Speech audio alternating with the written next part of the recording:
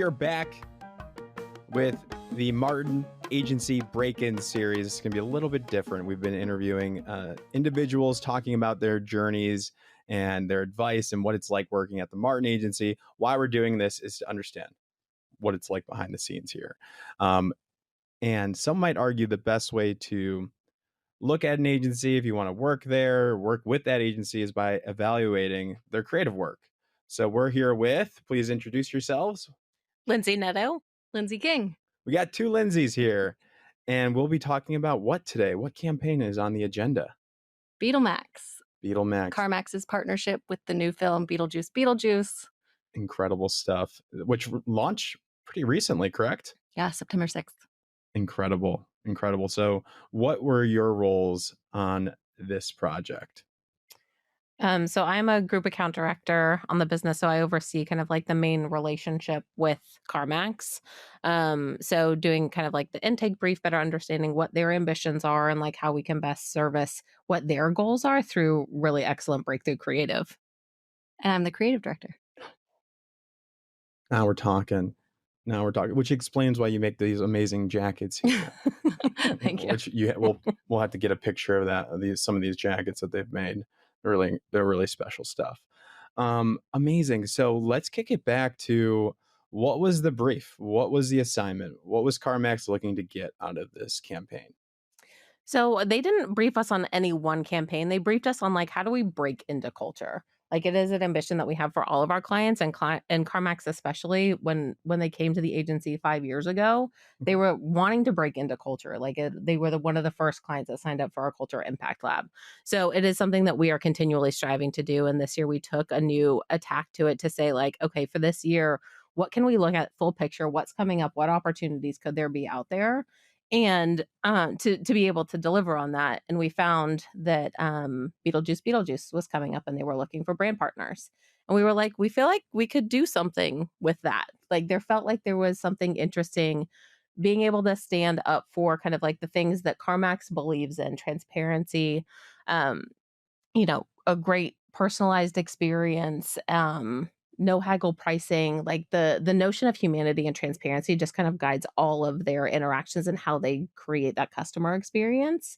And so when we were thinking about Beetlejuice, the most devious salesperson there is, right? Yeah. He just seemed to be a great foil for what CarMax stands for. And that's kind of really where the nugget of the idea was born from. And then, Lindsey and her team took it from there. Yeah, I think at the Martin Agency, we have a ton of resources we have dedicated creative teams. But we also have the Martin Entertainment team, and we threw the brief their way to see what they could bring to the table. And they did know that the Beetlejuice film was coming out. And to Lindsey's point, they were just like, well, Beetlejuice, the most devious salesperson, what if he created an alternate universe where it was the way it shouldn't be? Because CarMax's tagline is the way it should be. And they have all their RTBs that stand up for their authenticity and their human experience and the way to get you to a better car, versus what Beetlejuice would do, which is the exact opposite. He would try and sell you any car, whether it worked or not. And then we had a ton of fun building what BeetleMax would be like in that world, and the opposite, and juxtaposing those RTBs of what CarMax does and the way it should be versus the way it shouldn't be at BeetleMax. Incredible. And how did this come together? So they said, we want to break through and enter and engage in culture. You saw that the movie was coming up. What was the timeline and how this came full circle here? Yeah, well, it was very quick. I think we pushed back our drop dead date, 6 different times. But so I think, what was this? This was February when we presented the first idea to CarMax. And it took a while to get creative reviews and approvals, not only from the CarMax team to have and develop a program that they were really brought into and thought brought to life their side of the story in a very interesting and compelling way that was a nice counterbalance to the entertainment side of it with the Beetlejuice partnership. But then we had to also sell that in through the WB team and the filmmaker. So Tim Burton actually, approved this as an opportunity for us to partner with them on. And it was one of the only partnerships that WB got so involved with on. Yeah, I'm reading here from a Variety article. It says, while the CarMax commercial is perhaps the one in which Warner Brothers have been most directly involved, Tim Burton personally okayed the creative. It's one of a number of partnership the studio's marketing team have put together to accompany the launch. So that's incredible that Tim Burton himself, from this magazine, from Variety here, okayed the creative.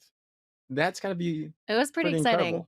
incredible. There actually weren't a ton of script revisions at all. They were pretty excited about the idea from the beginning. So obviously that inflated all of our egos. We're like, okay, if he Boom. says it's We'll great, take it. then we'll take it. But yeah, I mean, even the suggestion of including the song Mhm. is what it came from him, and we had to figure out how to incorporate that. Originally, it was a film that didn't have that sort of iconic possession of the first film, and they had suggested it, and we were like, oh wow, it becomes even more authentic in that world and space to harken back to the original, which was really fun for us to write tons of lyrics about you know, the shrinkers who are running BeetleMax, and this song, they can't really talk, so we kind of had to work around like, how do we speak about all these things that we need to say with a cast of shrinkers whose mouths are sewn shut. So the possession became like a really natural way to like weave in this song that talks about, you know, they're basically singing they wish they were like CarMax, but they're not. But it's okay. You're here now. Like, get this car that has certified flood damage. And we sort of put this car in their showroom that had like kelp and seaweed and all this stuff on it to really show that like CarMax's experience is better in every way. And this is like the nightmarish version of car shopping. The juxtaposition of the two experiences are very clear. But as putting on my marketing hat, which is not very strong or very nice sometimes, wouldn't they question, like, wouldn't somebody say, to even have that association of a negative car buying experience would be probably against marketing guidelines and textbooks and stuff like that? And how do you overcome that conversation if it even came up? No, it was, we talked about that a lot. I think we had amazing partners within CarMax to lean into this film and to the authenticity of the world. I mean, the film starts with a big CarMax sign that tells the family they should be going this way. They think they're going to CarMax. And then we start to feel that, like, we bring in the Danny Elfman score, and that sign falls away to reveal that they're actually being fooled and turned the wrong way. And once we're fully immersed in the world, we decided that like we had to go all the way, right? You know, like we still weaved in RTBs, like we can't give you CarMax's peace of mind, but we'll give you an actual piece of our mind. We still kept the brand present throughout, but the experience that family was feeling was fully immersed in like what it would be like if you were physically in that world. And even down to the design of like the floors had that sort of like wavy tile that like harkened back to the Beetlejuice world. We, as partners together, fully leaned into the Beetlejuice world. And I think it makes it more exciting when you see the family who's like desperate to get out of there.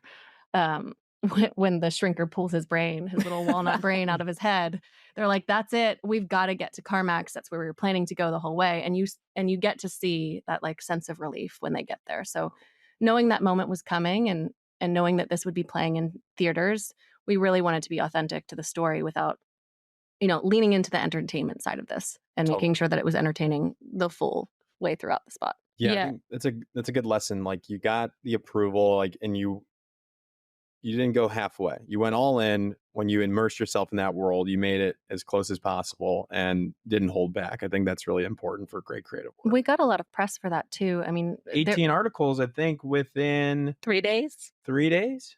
Yes. Some of the fun ones were like Fangoria and Bloody Disgusting, people who are like really immersed in that horror space and giving us props for doing it justice. So I think at the end of the day, it was exciting to see stuff like that. I think there was even a tweet where somebody was like, I feel like I'm at a concert, and they put screenshots of the Beetlejuice or BeetleMax commercial. They posted that to Twitter, or X, sorry.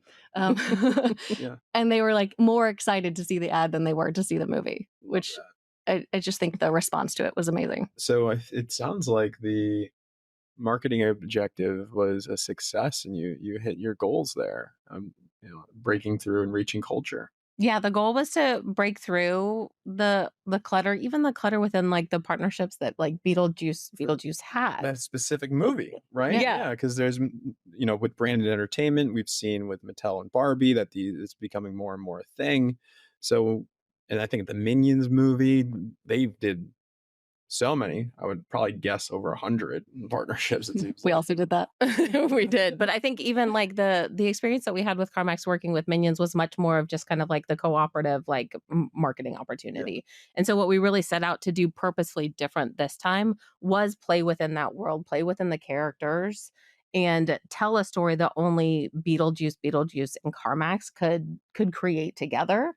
And so being able to play with that world, introduce a reason for being for CarMax to be in that space and make something unique for us, I think is really why we're seeing that success in it breaking through. It's not just trying to slap on a logo and a drive to the theaters. It is really kind of like playing with the two properties together. Totally. And was that the goal? Like, how do you approach this then? So is it kind of like tunnel vision? Like, you're not asking what other partnerships there are.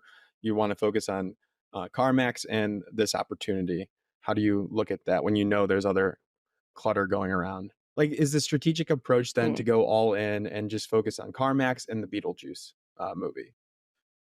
Well, I think for this moment, right? Yeah. But like our eyes are already set to like what are the next slates that are coming out? Where do we find the ripe opportunities with like the right characters on IP to play with that could be either a nice foil or somehow kind of like extend and kind of like embody the values that CarMax values. So I think that this is like a nice moment in time campaign. And equally, we've got our brand work that lives evergreen, right? So it's kind of like it's a pulse in time, and then we need to figure out like what is going to be the next opportunity that keeps us relevant and salient in culture. Right. Love that. Love that. So, can we allude at other plans for the brand, or is that off the table? That one's off the table. Gotcha. Wonderful. Wonderful. Cool. Any big lessons then overall, if you're looking back, with the success of this campaign that really stand out? I think just staying authentic to the film. It's such an iconic movie, the first one. Mhm. Obviously, they spent a long time figuring out what to do with a sequel and bringing that back. So I think just making sure that we did justice for the fans and knowing that this was a brand partnership with lots of other brand partners, like how could we stand out ourselves and just make sure that it was fun for everybody who gets to watch it, whether they're in the theater or online or they see it on TV. Just, I think even the Deo um, song and just having everybody remember like what was so great about the first film and getting excited for the next, and also just the clear takeaway for CarMax at the end of the day. Totally. I think that's an interesting point. Like the very clear takeaway, I think made it like so simple to buy. Like the simplicity of the idea, it was just very easy to understand from the beginning.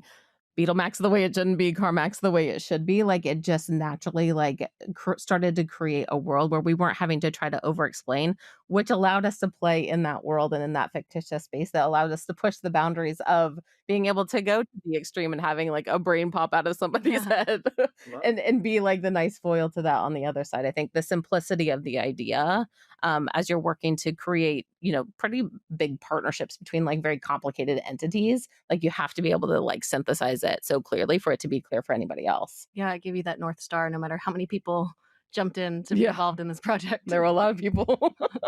Love it. How can people watch this ad, or where can they see it? I've had a lot of friends text me from movie theaters saying they saw it play there. Um, it's also where else? The long form. So the 90 is in theaters, which is amazing. We've got a 60 running on TV, and I think I see it on Bravo all the time. If you're a reality TV kind of person. Yeah, we have a bunch of social and influencer content as well. Oh, the influencer partnerships that we worked Wild. with WB on, amazing. Great. I think we, understanding the brand and entertainment world and that content is super interesting. It's something that I think aspiring advertisers should definitely look into. And this is a great case study for that. And also for the marketers that are tuning into this, like think about your brand and think about working with Martin to potentially create some of these opportunities, because they are so relevant, and it's we're seeing more and more of it. So thank you for taking the time to talk about this specific scenario with CarMax. I think it's fantastic, and I think the show is what, #1 box office. It's like In the topping the world. charts. There we go. So there's that's good exposure right there. Definitely. Cool. Well, thank you both. Thank you. you. Yeah.